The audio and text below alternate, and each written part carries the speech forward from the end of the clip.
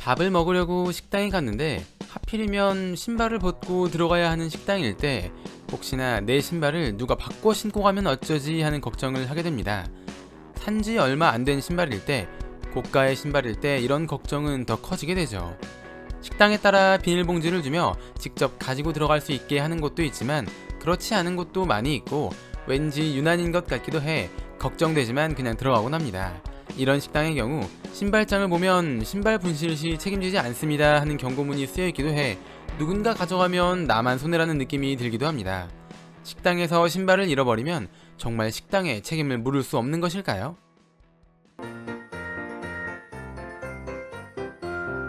신발을 벗고 들어가야 하는 식당에서 신발을 잃어버리는 일은 우리 생각보다 자주 일어납니다.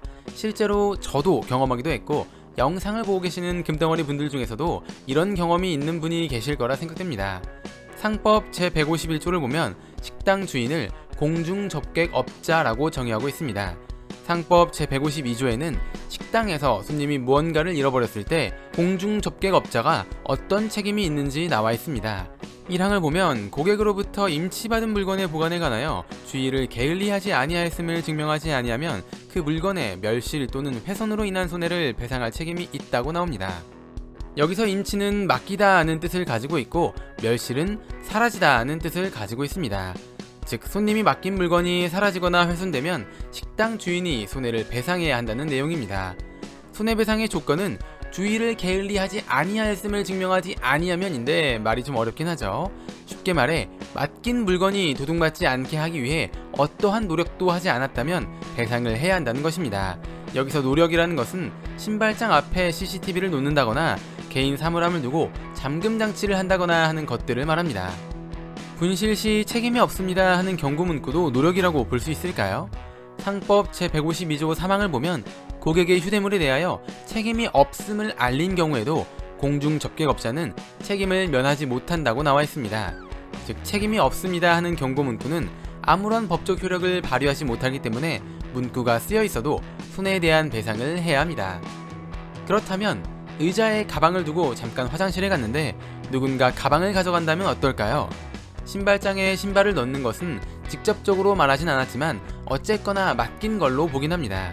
의자에 가방을 두는 건 맡긴 것이 아니기 때문에 책임이 없을 것 같지만 상법 제152조 2항을 보면 임치받지 아니한 경우에도 손해를 배상할 책임이 있다고 나옵니다. 즉 물건을 맡기지 않았어도 식당에서 무언가를 잃어버리면 식당 주인이 어느 정도 책임을 져야 한다는 것입니다.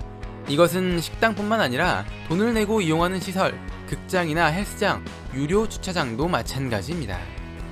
그런데 공중접객업자가 모든 물건에 대한 배상을 해야 하는 것은 아닙니다. 상법 제153조에 보면 고가물에 대해서는 고객이 그 종류와 가액을 명시하여 임치하지 아니하면 공중접객업자는 손해를 배상할 책임이 없다고 나옵니다. 고가물에 대한 판단이 좀 애매하긴 하지만 예를 들어 뷔페에 갔는데 고가의 명품백을 의자에 두고 음식을 가지러 갔다 잃어버리면 그것은 주인이 책임지지 않아도 된다는 것입니다. 헬스장이나 목욕탕에 가면 귀중품은 카운터에 보관하라는 문구가 있는데 이것은 신발 분실 시 책임지지 않습니다 하는 문구와는 다르게 무시하면 안 되는 문구인 것입니다. 뇌를 채워줄 은덩어리 지식들, 오늘의 은잡지 영상은 여기까지입니다. 시청해주셔서 감사합니다.